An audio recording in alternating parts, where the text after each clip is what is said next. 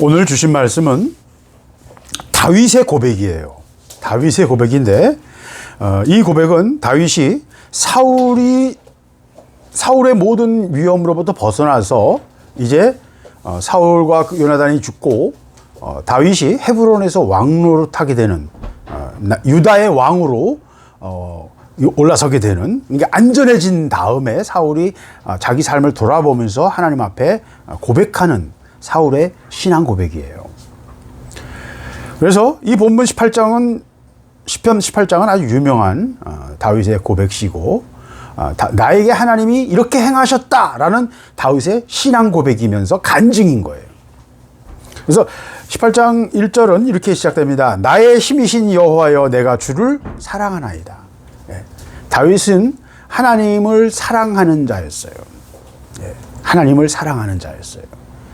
다윗이 하나님을 향해 가진 특별한 마음, 하나님을 사랑하는 마음은 특심이었고 특별했어요. 그래서 하나님을 사랑하는 자였고, 또 다윗은 이렇게 고백합니다. 2절에서 여호와는 나의 반석이시요 요새시요 나를 건지시는 이시요 나의 하나님이시요 나의 바위시요 나의 방패시요 나의 구원의 뿌리시요 나의 산성이시다.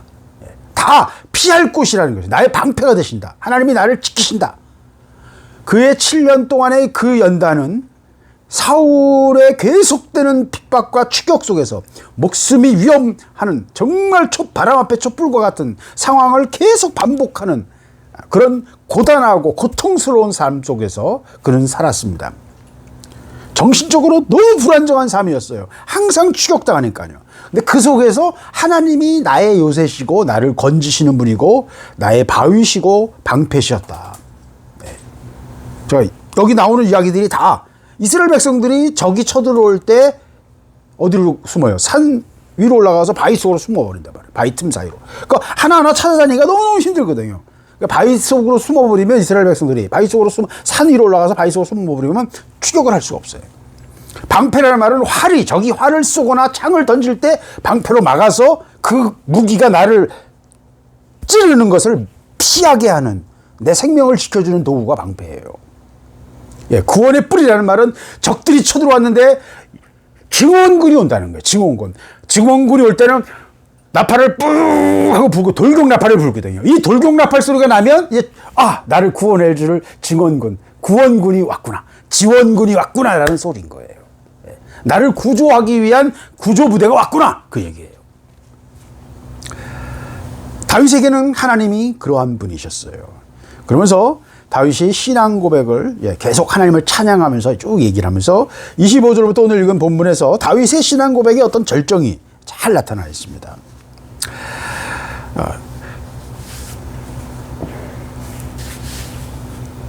오늘 우리가 25절부터 26절을 제가 일부를 읽었어요.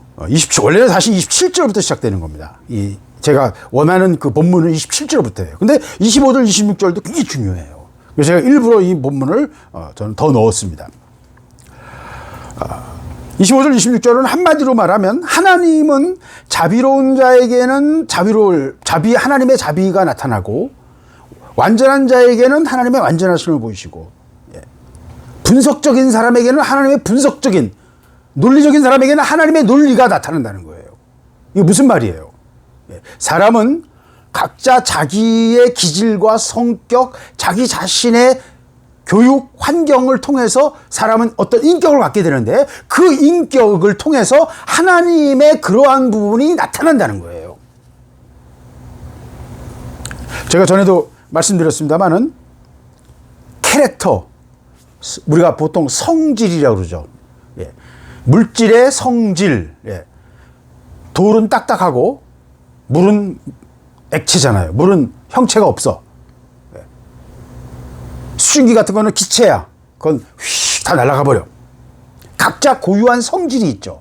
그 성질은 또 자연 법칙에 의해서 성질이 만들어지고 조합되는 거예요. 그래서 각자 모든 존재하는 모든 것은 다 고유한 성질을 갖고 있어요. 가장 단순한 수소도 수소의 고유한 성질을 갖고 있어요. 이 우주는 약 70%, 80%가 수소예요. 가장 단순한 거니까.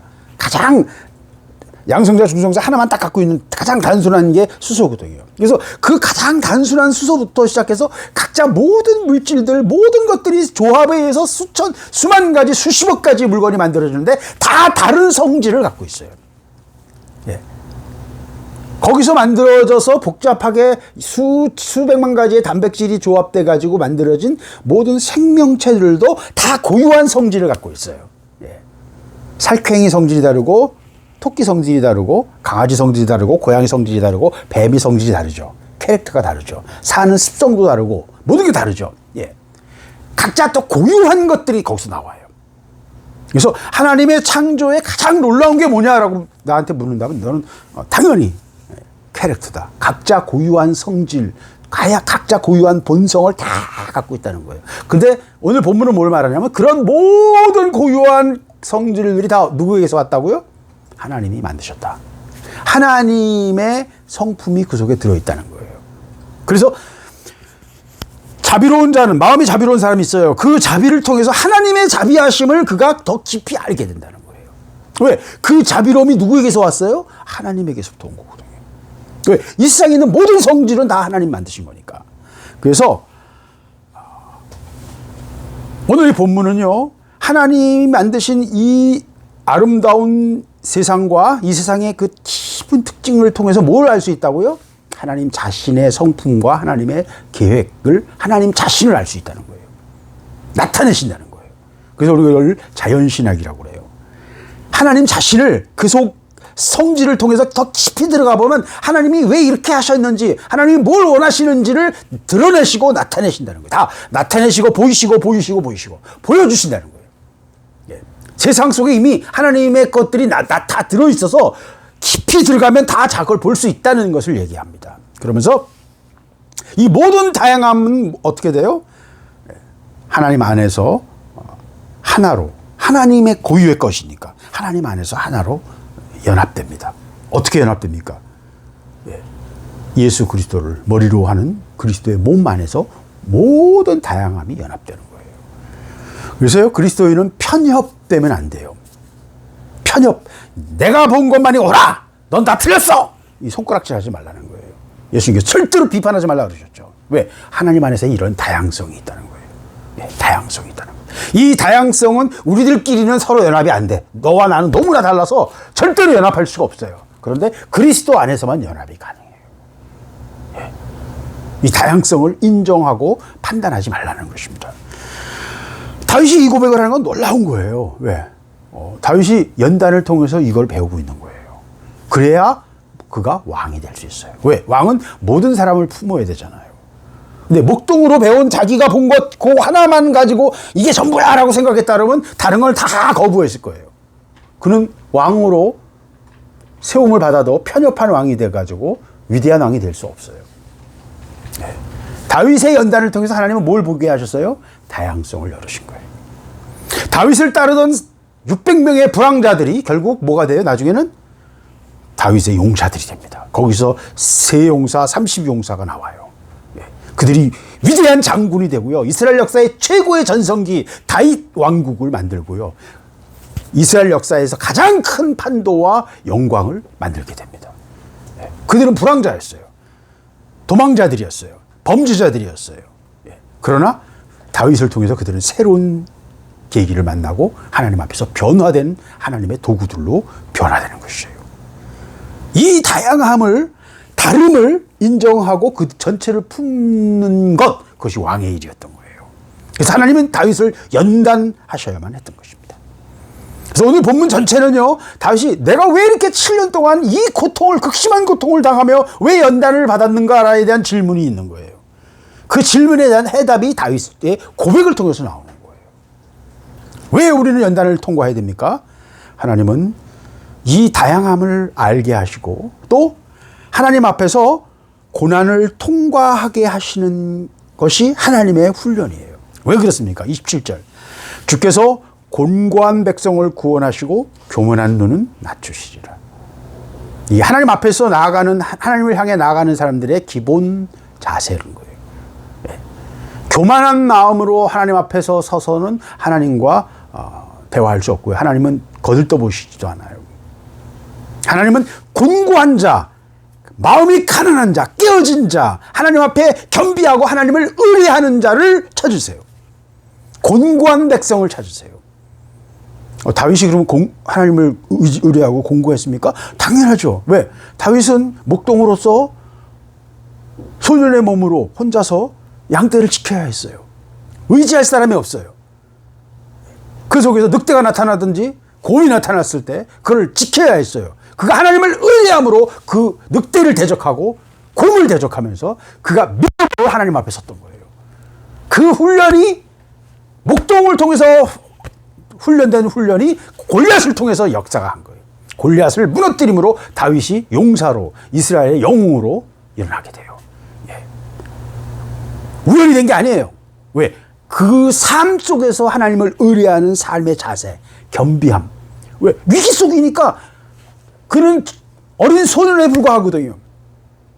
힘도 모자라고 모든 게 모자라요. 그러나 하나님을 의뢰하면서 그 위기 속에서 그는 자기 삶을 개척하고 이기고, 아주 간단해요. 양을 빼앗으러 오는, 양을 해치러 오는 도적들을, 양을 잡아먹으러 오는 늑대와 곰들을 물리쳤던 거예요. 하나님 앞에 서는 사람들은요, 하나님은 이게 기본 자세예요. 하나님을 만나고 하나님께 쓰임받는 사람들은요, 고난을 통과합니다. 고난을 통해서 연단을 받고 겸손해지고 낮아지고 하나님만 의뢰하는 기본 자세를 갖추게 됩니다. 이게 하나님의 학교의 첫 출발이에요. 교만한 자는 아예 하나님 앞에 들어오지도 못해요. 하나님 앞에 들어가기 위해서는 겸손해야 돼요. 마음이 깨어졌어야 돼요. 그게 어떤 방법으로 깨어지든 간에 깨어져야 되는 거예요. 그래서 하나님은 곤고한 백성을 구원하십니다. 주님께서 말씀하셨죠? 병든 자, 가난한 자, 감옥에 갇힌 자들을 돌보는 것이 나를 돌본 것이다. 주님은 곤란에 처한 고통받는 자들을 특별히 생각하세요. 왜? 그것이 하나님의 뜻이 아니기 때문이에요. 하나님의 뜻은 고통에서 우리를 건지시는 거고 우리를 구원하시는 거예요. 우리에게 선한 일을 행하기를 원하시는 거예요. 이것이 하나님의 뜻이에요. 그래서 하나님 앞에 서는 사람은 고난을 통과하고 겸손해야만 합니다. 낮아진 마음, 겸비한 마음, 깨어진 마음을 가진 자가 하나님의 학교에 들어갈 수 있어요.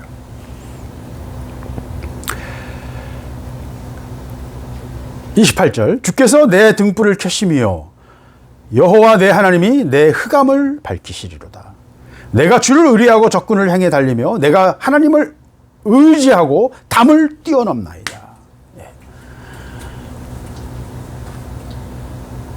이 하나님 앞에 하나님 학교는 이걸 뭐 길게 설명하지 않는 거예요. 다윗은 내가 그 연단과 그 공고함을 통해서 그 목숨이 위험하며 굶고 미치광이 짓을 하며 간신히 생명을 유지하고 막 살아남기 위해서 발버둥 치던 그 고난, 그 공고함 속에서 하나님이 나를 구원하셨다.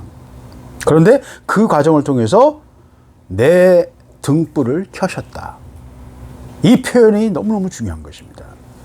하나님이 우리 안에 등불을 켜세요.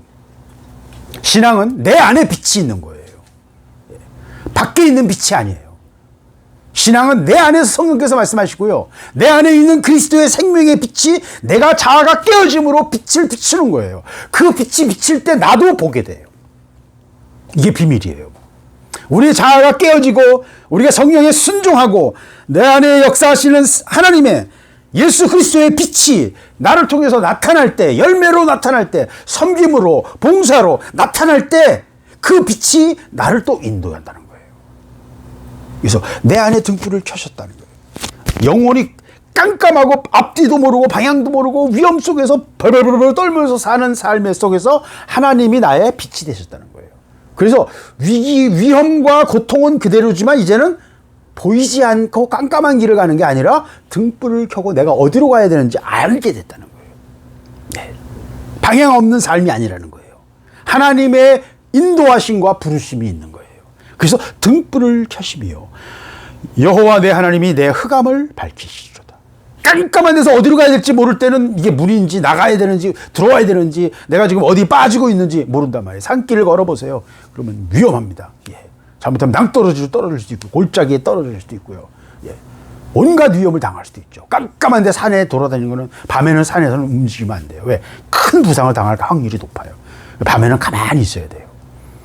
흑암 중에 움직이는 것, 산길을 움직이는 건 위험한 짓이죠. 그런데 그 흑암을 어떻게 하신다고요? 밝히신다는 거예요. 하나님을 따르는 자, 하나님 훈련하는 자, 하나님이 연단하는 자에게는요, 하나님 그 연단을 통해서 항상 빛을 주세요. 그 빛은 밖에 있는 게 아니라 내 안에 있는 거예요. 하나님 나를 인도하세요. 그래서 내가 가는 길을 자기가 안다는 거예요. 그 고백을 계속합니다, 다윗이. 내 길을 하나님 밝히시고 내가 가는 길을 여호와께서 붙잡고 계시고 나를 인도하신다, 인도하셨다, 지금까지 이끌어오셨다는 걸 고백을 계속합니다. 예. 흑암 속에서 방향을 잡을 수 없는 곳에서 하나님은 길을 인도하시는 분이세요. 예. 내가 주를 의뢰하고 적군을 향해 달리며 내가 여호와를 하나님을 의지하고 담을 뛰어넘나이다. 예. 신앙은요, 이런 연단과 훈련 그리고 깨달음, 이것만 이루어지는 게 아니에요. 신앙은 뭐가 필요하냐면 마치 번지 점프하는 것과 같아요. 수십 미터 위에서 밑을 내려다보면 아찔한데 줄을 믿고 뭘 해야 돼요? 몸을 던져야 돼요. 예, 점프. 예. 신앙은 믿음의 도약이에요. 믿음으로 몸을 던지는 것이 신앙이지 머릿속으로 계산하는 게 신앙이 아니에요. 신앙은 믿음으로 몸을 던지는 것입니다. 다윗이 골리앗을 향해서 몸을 던지는 것처럼. 그러나 여기에 순종하지 않으면 어떻게 됩니까? 불순종하면 광야에서 40년 동안 돌았던 이스라엘 백성처럼요. 가나안으로 들어가라 했는데 정탐꾼들 이야기를 듣고 와서 올라가는 걸 두려워하고 주저할 때 하나님은 그들을 그 두려워하고 주저하는 것 불순종 하나만 가지고 40년간 광야를 돌리신 거예요. 그리고 불순종했던 두려워했던 자들이 다 죽은 다음에 가나안으로 들어가신 거예요. 믿음의 결단과 점프를 해야 돼요. 몸을 던져야 돼요. 신앙의 결단이 필요하고요. 도전이 필요해요. 담을 뛰어넘어야 돼요. 신앙은 담을 뛰어넘는 거예요. 적군을 향해 달려가는 거예요.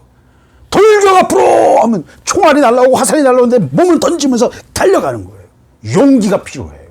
영적 전쟁, 무모함이 필요해요. 용기란 무모함이에요. 무모함.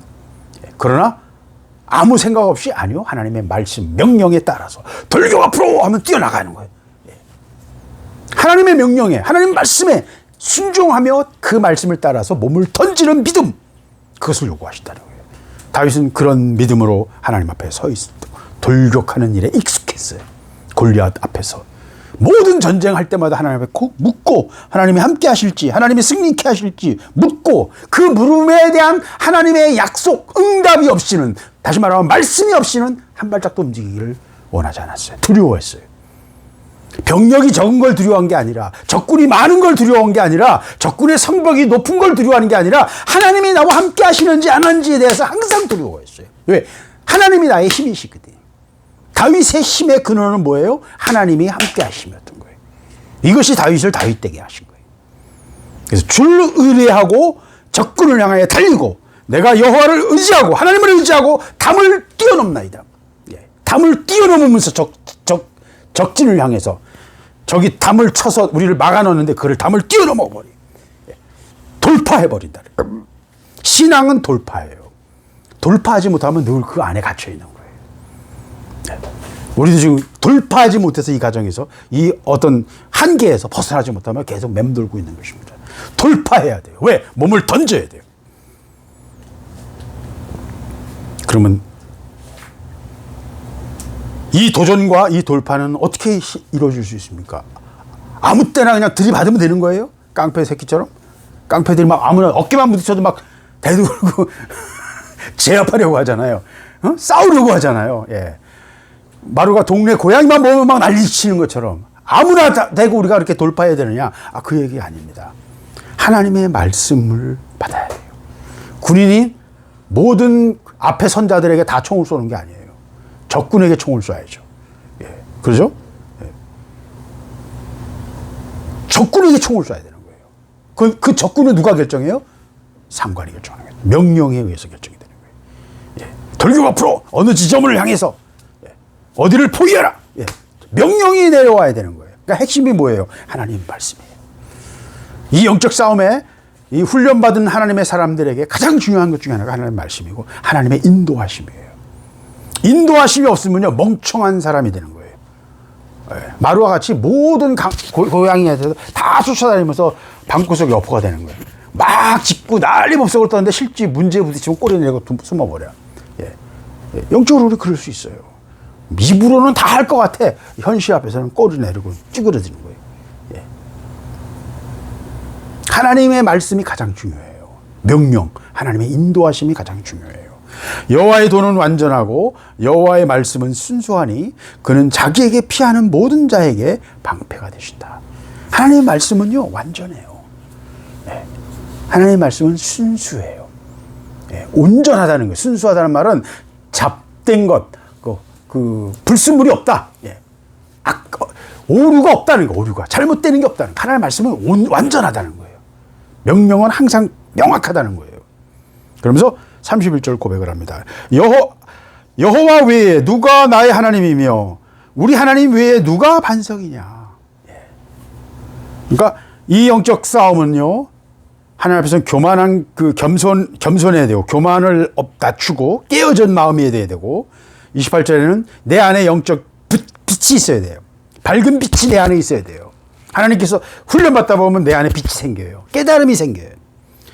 29절 그런 빛으로 하나님 앞에 인도함 받는 하나님의 사람들은 담대한 믿음에 점프를 할 수 있는 도전할 수 있는 믿음을 가져야 된다는 거예요. 30절은 그런 하나님의 훈련받은 자들은 하나님 앞에서 하나님의 음성을 들어야 돼요. 아무데나 점프하는 게 아니고 줄을 안 맸는데 점프해버리면 어떻게 해야 돼요? 줄이 안 맸는데 점프하면 어떻게 되냐고. 줄을 다 매고 확인하고 점검하고 탁 어깨를 탁 치면 뛰어내리라는 거거든요. 탁 치면 모든 점검이 끝나고 뛰어내려야지. 성질이 급해가지고 제대로 매지도 않았는데 후다닥 뛰어내려버리면 혼자 떨어지는 거지. 만용이죠.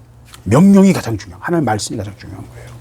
그리고 마지막으로 중요한 것이 뭐예요? 31절 여호와 외에 누가 나의 하나님이며 우리 하나님 외에 누가 반석이냐. 이거는 감탄사예요. 하나님밖에 없습니다. 이거예요.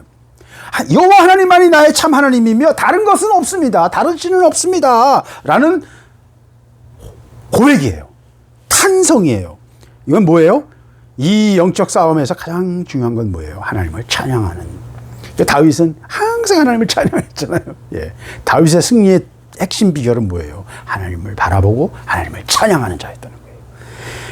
찬양, 진정성이 있는 내 중심에서부터 올라오는 탄사. 입에 바른 소리가 아니고 그냥 이게 아니고 내 속에서도 올라오는 거예요. 흘러 넘치는, 찬양이라는 거는 넘치는 거예요.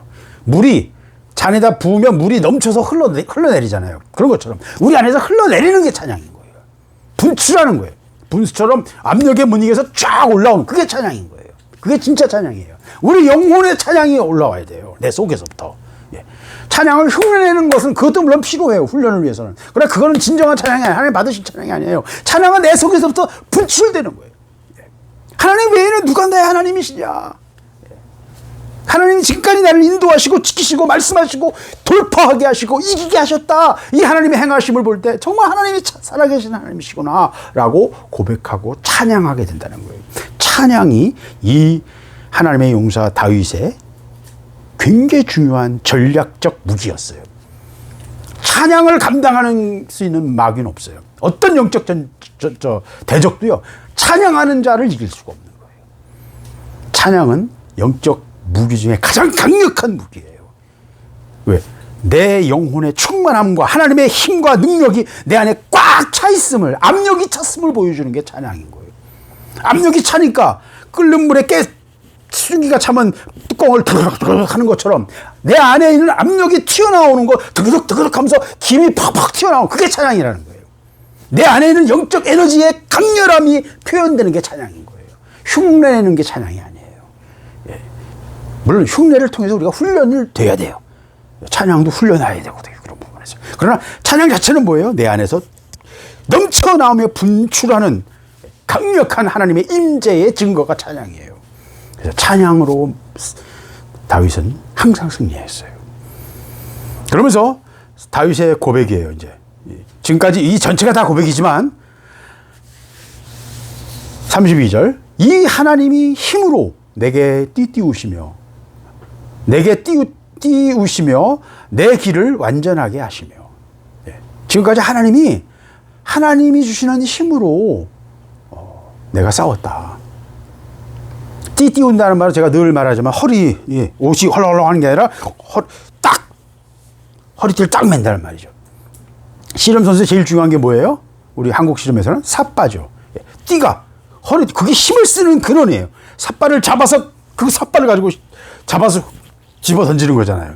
힘의 근원이라고. 힘을 쓸 수 있는, 상대방에게 힘을 쓸 수 있는 가장 중요한 근원이에요. 그러니까 삿발을 잘 매야 돼요. 삿바가 잡아당겼는데 후루룩 풀어지면 경기가 진행되지 않아요. 똑같아요.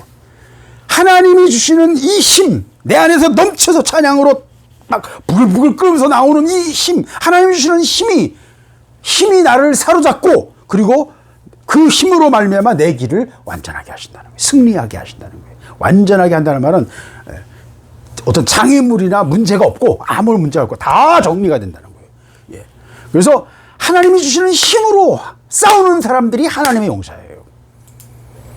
하나님의 용사는 하나님의 용사라는 이름 때문에 하나님의 용사가 아니라, 이런 연단과 훈련의 과정을 통해서 하나님이 주시는 힘으로 싸우는 자가 하나님의 용사인 거예요. 하나님의 용사가 되는 거예요. 이 하나님의 용사는요, 상상하지 못하는 자리로 하나님을 세우세요. 내 발을 암사슴 발 같게 하시며. 사슴이 얼마나 경쾌하게 뜁니까? 팍팍 날죠. 왜? 몸무게가 가볍고 발에 힘이 강하거든요. 사슴은요, 다른 동물들과 싸워 이길 수 있는 어떤 방법이 없어요. 사슴에게 주신 무기는 뭐예요? 경쾌한 발이에요.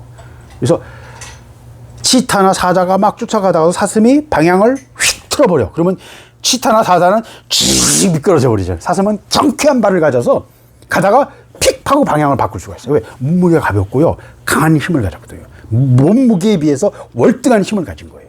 가볍기 때문에. 그리고 경쾌해요. 육식동물들은요, 순간적인 폭발력은 있지만 지구력이 없어요. 그 몸에 또는 행동에 이미 그 특징이 나타나요. 경쾌함으로 사슴이 움직이거든요. 또 이 사슴들은, 또 사슴이나 또는 양들은 높은 곳으로 올라가, 바위 위에 올라가고, 벼랑에 올라가 있잖아요. 우리 사진 많이 봤잖아요. 벼랑에 염소들이 올라가 있잖아요. 그 염소들이 뭐 손가락이 있어요, 원숭이처럼? 그런 것도 없는데도 그냥 발굽으로, 그냥 우리 말로 하면 큰 발톱이 굵어진 게 그게 발굽이거든요.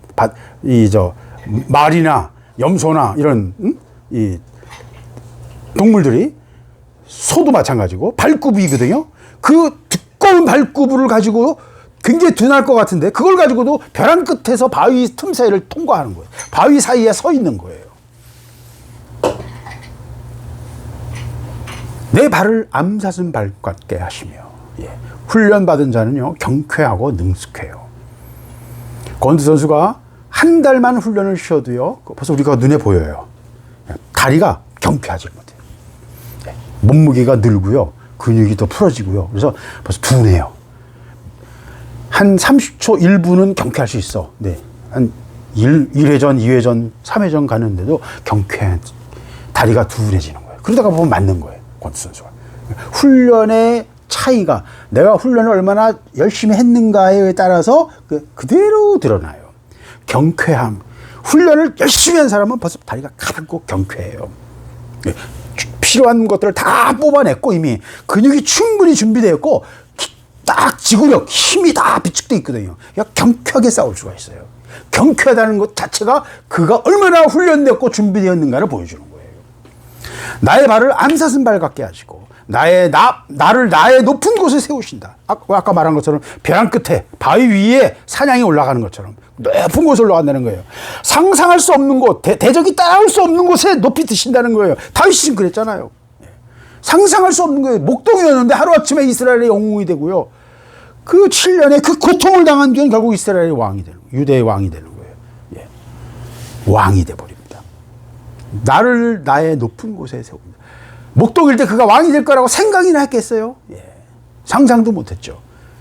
그러면서 34절, 내 손을 가르쳐 싸우게 하시니, 하나님이 나를 가르치셨다는 거예요. 연단을 통해서 하나님이 나를 가르치셨, 내가 돌아보니까 이 연단을 통해서 하나님이 나를 가르치셨구나. 하나님의 훈련이 있었다는 거예요. 내 팔을 놋활을 당기도다. 놋활이라는 말은 쇠로 만든 활이에요. 활은 유연해야 되잖아요.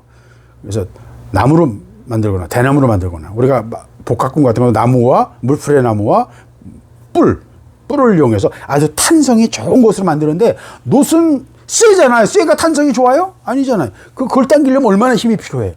엄청난 힘이 있어야 돼. 그래서 놋활은 신화에서 신들의 무기예요. 강력한 신들의 무기. 사람은 이걸 당길 수가 없어요. 너무 강력해서. 쇠로 만든 활이란 말이에요. 실제로 쇠로 만든 활들을 쓰는데 각궁이라고 해서 쇠로 만드는 석궁 또는 각궁이에요. 그런 쇠로 만드는 활인데 로마에서 썼고 우리 동양에서 썼어요. 쇠로 만드는데 그들이 큰 틀에다가 올려놔요. 그래서 쇠로 만들어서 기계로 나사를 만들어 가지고 사람의 힘으로 못 당겨. 나사로 따가닥 하면서 그 줄을 당겨요. 한번 딱 당겨 놓으면 그 힘의 화살이 막 5발, 6발 이런 화살이 강력한 쇠로 된 무거운 화살을 펑 쏘는 거예요. 대포처럼. 옛날에 화약이 없었을 때 그게 대포였어요. 쇠 화살이에요. 쇠로 만든 활. 예. 실제로 활 자체를 쇠로 만들어서 판쇠로 만들어서 이렇게 휘게 해서 그거를 당기는 거예요. 팡 쏘는 거예요. 놋활이라는 말은 사람의 힘으로는 당길 수 없는 강력한 무기를 말해요. 상징적인 표현인 거예요. 또 주께서 주의 구원하는 방패를 내게 주시며 무기만 주시는 게 아니라 뭘 줬어요? 방패를 주셨다는 거예요. 주의 오른손이 나를 붙들고 또 거기다가 내가 흔들리니까 나를 붙들고 계신다는 거예요. 그리고 주의 온유함이 나를 크게 하셨나이다. 이 고백이 마지막 고백이에요. 네. 둔한 나를 하나님은 기다려주신다. 온유하신다는 거예요. 보모가, 유모가, 유치원 선생님이 아이들에게 신경질 안 내잖아. 요새는 뭐 집어 던지고 난폭한 유치원 선생님도 있지만 애들은 부드럽게 대해야 되고 못해도 못하는 게 당연한가 어리니까. 그러니까 자꾸 또 하고 참아주고 인내하고 유모의 모습이죠. 예. 엄마의 모습이고 그게 온유함이에요. 하나님이 온유함으로 나를 크게 하셨다는 거예요. 무슨 말이냐면 하나님이 기다려주셨다는 거예요. 내가 둔하고 미련하고 나는 잘 알아듣지 못하는데 하나님이 기다려주시고 또 설명하시고 또 설명하시고 참아주셨다. 그런 하나님의 온유하심이 나로 하여금 길을 꺾지 않게 하시고 내가 크게 되게 하셨다는 거예요. 하나님 앞에서 큰 사람, 큰 마음을 가져야 돼요. 아까 25절, 26절에 다양성을 대해서 얘기하잖아요. 예. 왕은 모든 것을 모든 사람을 다 품는 자가 돼야 되거든요. 지도자란 뭐예요? 모든 사람을 품는 자예요. 예. 지도자라는 것은. 그래서 그들을 섬기는 자가 돼야 되는 거예요. 그래서 큰 사람, 큰 마음을 가지려면 하나님이 다윗을 그렇게 훈련시키셨다는 고백이에요. 다윗은 하나님의 온유함으로 인해서 그가 큰 마음을 가진 사람이 될 수 있었어요. 마음이 큰 자가 관용을 베풀고 온유해요. 참을 줄 알고요. 즉각 반응하지 않는 거예요. 마음이 커야 돼요. 마음이 좁은 사람은 삶이 참 힘들어요. 피곤해요. 마음이 커야 돼요. 마음이 커야 지도자로 하나님 그 밑에 사람을 붙이시는 거예요. 다윗은 온유하고 관용했어요. 사울은 다윗을 죽이려 했지만 다윗은 사울을 죽일 기회가 여러 번 주어졌음에도 그를 손대지 않습니다. 관용합니다. 왜 그렇습니까? 큰 마음을 갖고 있는 거예요. 하나님 앞에서. 인간적으로 보세요. 큰 마음을 갖고 있는 거예요. 여유를 갖고 대하는 거예요. 자기는 목숨이 위험한데 그가 나를 죽이려 하는데도 그를 죽이지 않고 그를 살려 돌려보냅니다. 왜? 하나님의 뜻을 알기 때문입니다. 하나님의 온유함으로 말미암아 나를 크게 하셨다. 내 마음이 넓어지고 내가 왕의 제목이 될 수 있었다. 이것은 하나님이 나를 참아주시고 기다려주시고 나를 천천히 잘 끌고 오셨기 때문이다. 라는 고백인 거예요. 그래서 지금 다윗은 하나님의 학교에서 훈련받고 연단받으며 7년간의 그 고통이 하나님의 학교였다는 고백을 하는 거예요. 내 손을 가르쳐서 싸우게 하시고 훈련하셔서 사람이 당길 수 없는 놋활을 당기며 방패를 주셨고 하나님이 나를 붙들어 주셨고 나를 참아주시고 나를 기다려주셨기 때문에 내가 기가 꺾이지 않고 큰 여유 있는 마음을 가질 수 있었다라는 고백인 거예요. 이게 다윗의 고백이에요. 전체의 결론을 39절에서 말합니다. 오늘 본문에서는 읽지 않았습니다만 39절 다 같이 한번 읽겠습니다.